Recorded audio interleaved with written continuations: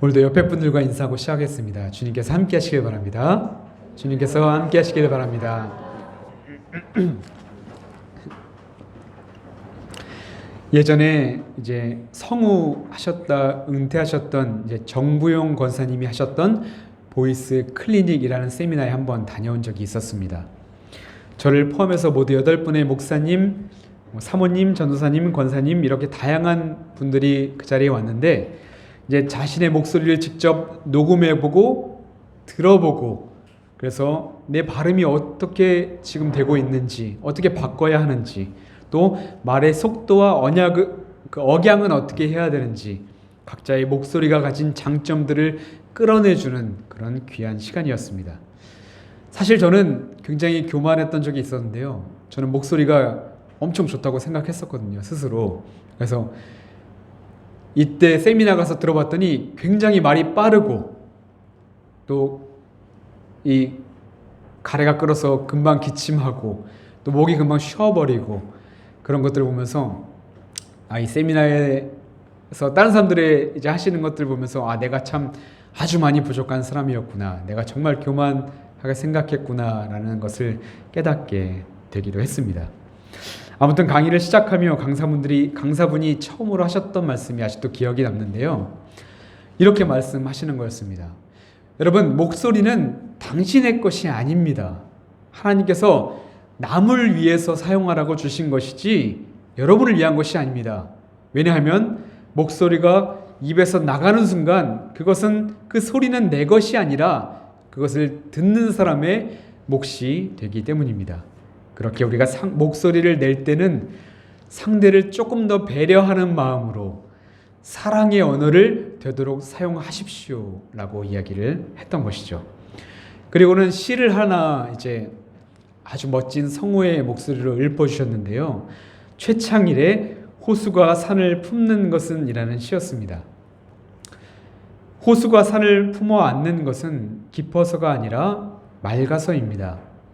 권력과 금력은 없어도 그 사람의 주변에 많은 사람이 몰려드는 것은 희생과 맑은 심성의 삶이 있었기 때문입니다. 그런데 이 시처럼 희생과 맑은 심성을 가진 사람, 평생을 자신을 위해서가 아니라 남을 위해서 살아오신 한 분이 떠올랐습니다. 바로 예수님이시죠. 오늘 둘째 성서봉독이었던 빌립보서 2장 5절부터 8절 말씀에 이런 말씀이 있습니다. 이 다음 장 넘겨보시면 우리가 함께 읽겠습니다. 여러분 안에 이 마음을 품으십시오. 그것은 곧 그리스도 예수의 마음이기도 합니다. 그는 하나님의 모습을 지니셨으나 하나님과 동등함을 당연하게 생각하지 않으시고 오히려 자기를 비워서 종의 모습을 취하시고 사람과 같이 되셨습니다. 그는 사람의 모양으로 나타나셔서 자기를 낮추시고 죽기까지 순종하셨으니 곧 십자가에 죽기까지 하셨습니다. 아멘. 예수님은 하나님이셨지만 사람의 모양, 그것도 종의 모습으로 이 땅에 오셨습니다. 채찍을 맞으셨고 옷은 찢김을 당하셨고 사람들로부터 침뱉음을 당하셨습니다. 온갖 수모와 고통을 다 당하시고 결국 십자가에 위에서 생을 마칠 때까지 예수님은 그 길을 거부하지 않으셨던 것이죠. 그 이유가 무엇이었을까요? 우리를 향한 지극하신 사랑, 이 사랑이라는 말 외에는 다른 어떤 것으로도 이 십자가의 예수님을 설명할 수가 없을 것입니다. 오늘 이 시간 저는 우리를 위해서 기꺼이 희생을 감당하신 주님, 더없이 맑은 심성의 삶을 사신 예수님을 여러분들에게 소개해 드릴까 합니다. 말씀을 통하여 우리를 향한 하나님의 사랑과 은혜를 깨닫는 시간 되기를 소망하며 또한 예수님의 희생과 용서, 사랑의 마음을 품어내는 그런 귀한 시간 되시기를 간절히 바라고 축복합니다. 본문의 배경은 예수님께서 십자가에 달리시기 위해 예루살렘으로 입성하신 때였습니다. 사람들은 종려가지 나무를 흔들면서 호산나 찬송하리로다, 주의 이름으로 오시는 이여 우리를 좀 구원해 주소서 예수님께 소리치며 열광했습니다. 본문 바로 앞절인 19절을 보면 얼마나 많은 사람이 운집했는지 한 바리새인이 와, 온 세상이 그를 따를 정도다 라고 말할 정도였습니다. 바로 이런 상황에서 헬라인 몇 명이 예수님을 찾아오는 것으로 오늘 말씀이 시작되죠. 성경에 자세히 설명하진 않지만 역사적 배경을 보면 이들은 그리스 사람으로서 철학과 지식이 풍부한 사람들이었습니다. 그리고 성경학자들은 이들이 이 유대인의 명절인 유월절에 이곳에 찾아온 것으로 보아 개종한 이방인들이라고, 그러니까 유대교로 개종한 이방인들이라고 추측하지요. 즉 이들은 종교적인 열심도 가지고 있고 또 지적이기도 하면서 어느 정도의 사회적 위치에 놓여 있었던 사람들이었습니다.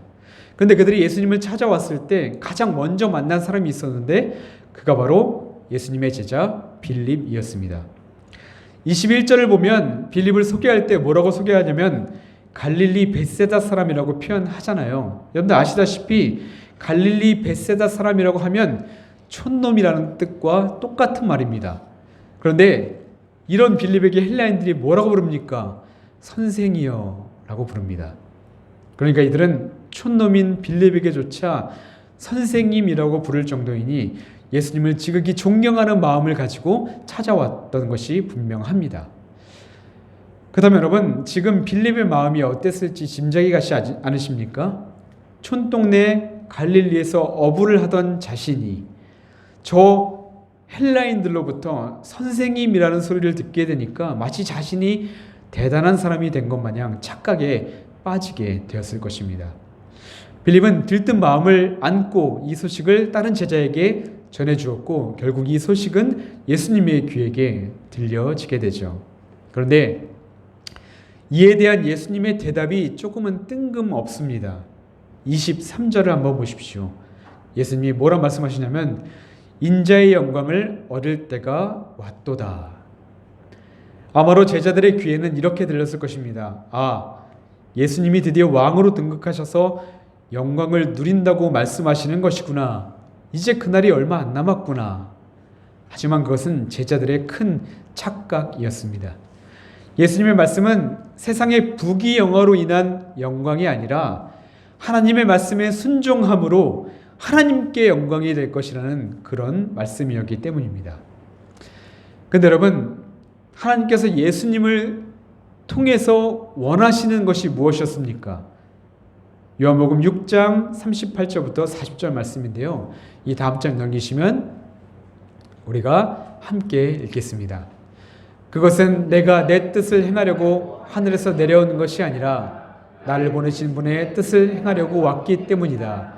나를 보내신 분의 뜻은 내게 주신 사람을 내가 한 사람도 잃어버리지 않고 마지막 날에 모두 살리신 일이다.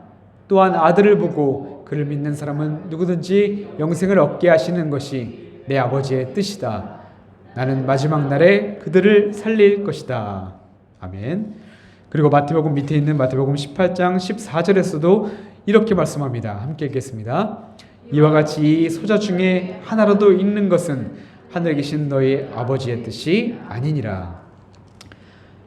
이처럼 하나님께서 예수님을 이 땅에 보내신 것은 지극히 작은 한 사람이라도 찾아 구원하시는 하나님의 뜻이었고 그 뜻에 순종하는 것이 예수님의 사명이었으며 그 뜻을 이루는 것이 바로 하나님의 영광이 되는 것이었습니다. 그리고 예수님은 이어서 오늘 본문에 보면 한 알의 밀 이야기를 들려주시게 되는데요. 본문 24절입니다. 제가 읽어드리겠습니다. 내가 진실로 진실로 너에게 이르노니 한 알의 밀이 땅에 떨어져 죽지 아니하면 한 알 그대로 있고 죽으면 많은 열매를 맺느니라. 이 말씀처럼 밀은 예수님을 가리키고 죽어야 한다는 것은 십자가에 달려야 한다는 것을 말씀합니다. 그러니까 한 알의 밀 이야기를 통해 예수님께서 우리에게 이렇게 말씀하고 계시는 것입니다. 나는 많은 열매를 맺기 위해 한 알의 밀알이 되어 썩기를 원하노라. 내가 십자가에서 죽어야지만 유대인이든 이방인이든 믿는 자는 차별 없이 영원한 생명을 그들에게 허락해 줄 수 있다. 만일 내가 십자가를 무서워하여 회피한다면 이 세상에서 한 사람도 구원받지 못할 것이기 때문이다 라고 말입니다. 이처럼 예수님은 세상의 영광이 아니라 하나님의 뜻에 따라 십자가를 선택하셨습니다. 사람들의 죄를 위해 대신 죽어야지만 사람들을 하나님 곁으로 이끌 수 있기에 예수님은 십자가의 길을 아주 담담하게 걸어가셨던 것이었습니다. 그런데 여러분, 이후의 말씀을 보면 이제 담담하게 죽음을 스스로 이야기하는 이 예수님의 말씀과는 좀 다르게 참으로 낯선 예수님의 모습이 등장합니다. 27절을 보면 이렇게 말씀하죠. 지금 내 마음이 괴로우니 무슨 말을 하리요. 아버지여 나를 구원하여 이 때를 면하게 하여 주옵소서. 여기서 괴로운이라는 단어는 원어로 타라소인데 이 뜻이 무엇이냐면 죽을 것처럼 괴롭다. 정말 죽을 것처럼 두렵다라는 뜻입니다. 그러니까 예수님이 지금 죽음 앞에 죽을 것처럼 괴로워하셨고 두려워하셨다는 말씀입니다. 불과 며칠 전만 해도 죽은 나사로도 살리셨던 예수님이 병든 자를 고치시고 귀신을 쫓아내시며 말씀으로 바다를 잔잔케 하셨던 그 예수님이 그리고 바로 전까지 나는 십자가를 질 거야, 나는 죽을 거야 라고 아주 담담하게 말씀하셨던 그 예수님이 지금 죽음 앞에 괴로움과 두려움으로 아주 몸서리칠 공포를 느끼고 있었던 것이었습니다. 마태복음 26장을 보면 예수님은 로마 군병들에게 잡히시기 직전 이렇게 기도하셨습니다. 나의 아버지, 제발 하실 수만 있으시면 이 잔을 좀 내게로서 지나가게 해주십시오. 그러나 내 뜻대로 하지 마시고 하나님 뜻대로 해주십시오. 그리고 마가복음 14장 34절에서는 내 마음이 근심에 쌓여 죽을 지경이다 라고 말씀하시죠. 이렇게 죽음 앞에 두려워 떠는 아주 인간적인 예수님의 모습이 오늘 본문인 요한복음 12장 27절에서는 내 마음이 괴롭다라고 표현되고 있는 것입니다. 그런데 여러분 생각해보면 후에 예수님의 제자들이나 또 스데반 집사 같은 그런 순교자들의 죽음과 비교해 봤을 때 지금 예수님의 이 죽음에 대한 자세가 조금 초라해 보이지 않습니까? 하나님의 아들이 왜 이렇게까지 죽음을 두려워하셨던 것일까요? 사실 답은 아주 간단합니다. 왜냐하면 예수님이야말로 죽음이 무엇인지 아는 유일한 분이셨기 때문이죠. 예수님이 아시는 죽음이란 영적인 죽음이었습니다. 즉 하나님과의 관계가 끊어지는 것이었습니다. 그것이 두려우셨던 것입니다. 저나 여러분은 지옥을 경험하지 않았죠. 죽음을 경험하지 않았습니다. 그렇게 우리는 죽음 이후의 삶을 모르고 지옥도 모릅니다. 그러나 사람들, 믿지 않는 사람들이라도 지옥에 대한 막연한 두려움이 있습니다. 막연한 공포를 가지고 있습니다. 그런데 지옥을 알지도 못하고 두려워하는 우리의 두려움과는 비교도 할 수 없을 만큼 예수님은 죽음이 두려우셨습니다. 하나님과 단절되는 그 고통이 너무너무 괴롭고 고통스러우셨던 것이었습니다. 그런데 여러분, 여기에서 우리에게 주시는 은혜가 무엇입니까? 여기서 우리가 놀라운 것을 하나 발견할 수 있는 것은 무엇입니까? 그토록 두려워하는 죽음이었지만, 그토록 괴로웠던 죽음이었지만, 그럼에도 불구하고 예수님은 기꺼이 그 길을 걸어가셨다는 것입니다. 본문 바로 다음 장인 요한복음 13장 1절에서 예수님은 이렇게 말씀합니다. 우리 PPT 다음 장 넘겨보시면 함께 읽겠습니다. 6월절 전에 예수께서 자기가 세상을 떠나 아버지께로 돌아가실 때가 이른 줄 아시고 세상에 있는 자기 사람들을 사랑하시되 끝까지 사랑하시니라. 여러분, 예수님은 여러분을 끝까지 사랑하셨습니다. 끝까지 포기하지 않는 사랑으로 우리의 죄를 뒤집어쓰고 십자가에 달리셨고 그것을 믿는 자에게 영생을 선물해 영생으로 가는 문을 열어주셨고 하나님과 단절되지 않는 길을 보여주셨습니다. 예수님 자신을 위해서가 아니었습니다. 30절에서 예수님이 뭐라 말씀하십니까?